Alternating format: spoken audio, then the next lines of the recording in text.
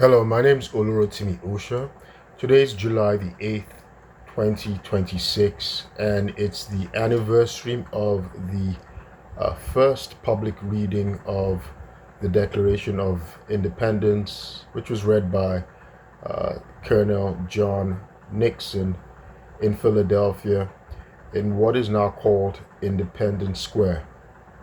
Now, many people don't realize that the uh, that our fifth president, James Monroe, was very responsible. Played a pivotal role in the Declaration of Independence. In with Due to his involvement as a 17-year-old who was one of 25 militiamen who stormed the governor's palace, right, in 1775. And it caused the governor to flee. That's Lord Dunmore, to flee and take refuge on the British ships, on one of the British ships in Norfolk, Virginia. So President James Monroe played. Of course, we can recall his name from the Monroe Doctrine, right? The Monroe Doctrine bears his name. I have a video discussing Monroe Doctrine, so I'm not going to discuss that here. But he played a significant part in the first of all, in the beginning of America, and of course in its development. He was the chief negotiator in the Louisiana Purchase. That's President James Monroe, which, the Louisiana Purchase, of course, immediately doubled the size of America. So President James Monroe was a chief negotiator, and of course, and many things he's responsible for. But despite his monumental contributions, he he died insolvent, like many of our first presidents: George Washington, Thomas Jefferson, uh, James Madison.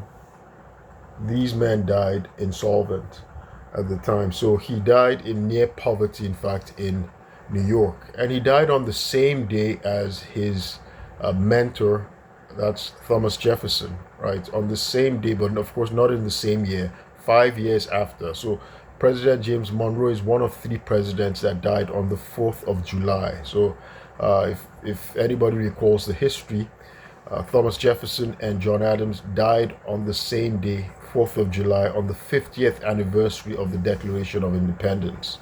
And James Monroe, the protege of Thomas Jefferson, would die 5 years after in New York, but nobody even acknowledged it, and he died in near poverty, insolvent. That's James Monroe, who died 4th of July as well. So I like talking about American presidents. Today just going to discuss President James Monroe, our fifth president. He's often referred to by historians as the last of the Virginia dynasty. If anybody notices, four of our first five presidents were from Virginia, right? George Washington, Thomas Jefferson, James Madison, who would become a very close friend of President James Monroe, and of course President James Monroe himself. So President James Monroe is very significant, but most people don't even remember his presidency, other than his articulation of the Monroe Doctrine. Right, everybody knows the Monroe Doctrine, but people hardly know of President James Monroe. President James Monroe, of course, was from Virginia as well, like Thomas Jefferson and somebody else who became his very close friend. That's James Madison, who's called the father of the U.S. Constitution. Both men, James Madison and James Monroe, were proteges of Thomas Jefferson. Now, as I said, James Monroe was born in Virginia. His mother came from a wealthy family in Virginia. Her father, her father was one of the richest men in King George County in Virginia. Um, Now, however, James Monroe was orphaned early. By the age of 16, he'd lost both of his parents, and he was the firstborn. This, forced him to start to care for his younger siblings. Although he inherited, a plantation and many slaves. Unfortunately, like the rest of the Virginia dynasty, James Monroe was also a slave owner. So he inherited his, you know, a plantation and slaves from both his parents, but he had to become responsible very early. Now he did come under fortunately for him, he came under the legal guardianship of one of his uncles, who was good enough to direct the young man's career. So he enrolled in College of William and Mary, which was the elite school for the Virginia dynasty at the time. Of course, Thomas Jefferson also was a graduate of William and Mary. And while enrolled at College of William and Mary, he became classmates and a lifelong friend of John Marshall, who would become the future Chief Justice of the United States. Marshall, of course, is famous um, for being the longest to serve as Chief Justice of the United States, and of course for devising uh, the doctrine of judicial review in the case of Madison versus Marbury. But back to James Monroe. So James Monroe, uh, however, he was a young man by the time of, during the time of the impasse that led to the American Revolution. Now, like I said, he was one of 25 militiamen who would storm, although he was a student at the College of William and Mary at the time, he was one of 25 militiamen who stormed the governor's palace, that's Lord Dunmore, who had seized, you know, arms and munitions from the colonists who were agitating due to in protest and in boycott against the intolerable acts, right, by the British. I've done a video discussing the intolerable acts. Now, eventually, of course, when the Revolutionary War broke out, he would withdraw from College of William and Mary, and he would join, the Continental Army.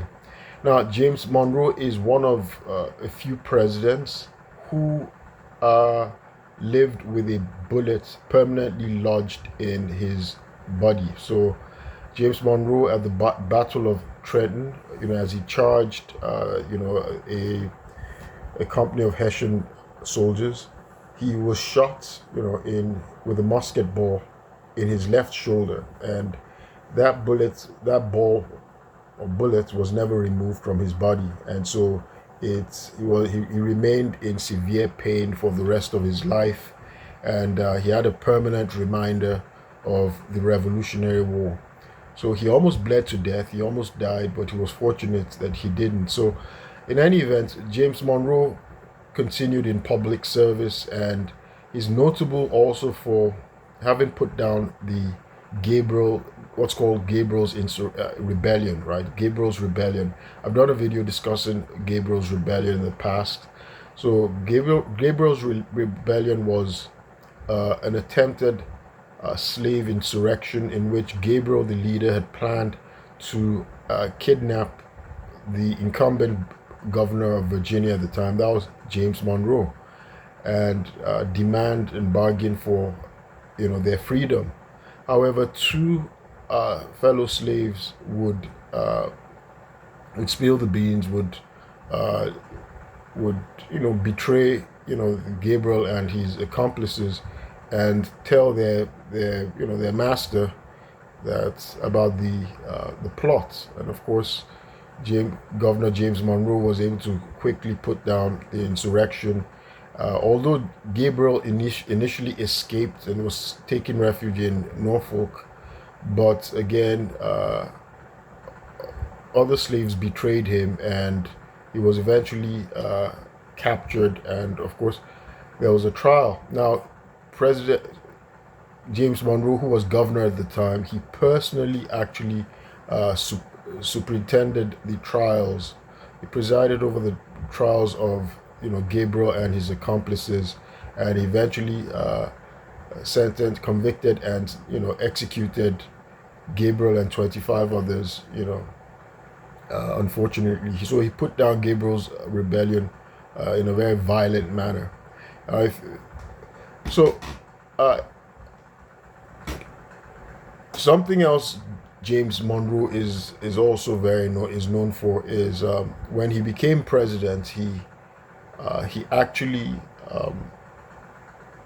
he further expanded um, America's land mass and territories with the acquisition of Florida, with the acquisition of Florida in what's called the Adams-Onis Treaty. So James Monroe, he's normally ranked as an above average president, but he did sacrifice. He sacrificed a lot for the founding of America, and also he was pivotal in many ways in laying, in ensuring the structure of the nation. Now, unfortunately for him, like I said, he died insolvent and in near poverty. At the time, presidents didn't receive pensions, and he had actually used his personal fortune to fund many government activities, and he was often never reimbursed, or if he was reimbursed, he was never reimbursed on time, and of course that caused him to get further indebted as his debts mounted.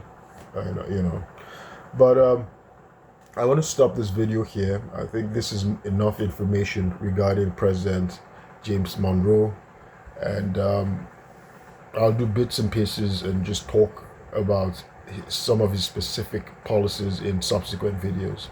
My name is Olurotimi Osha. I'll keep you posted. Thank you.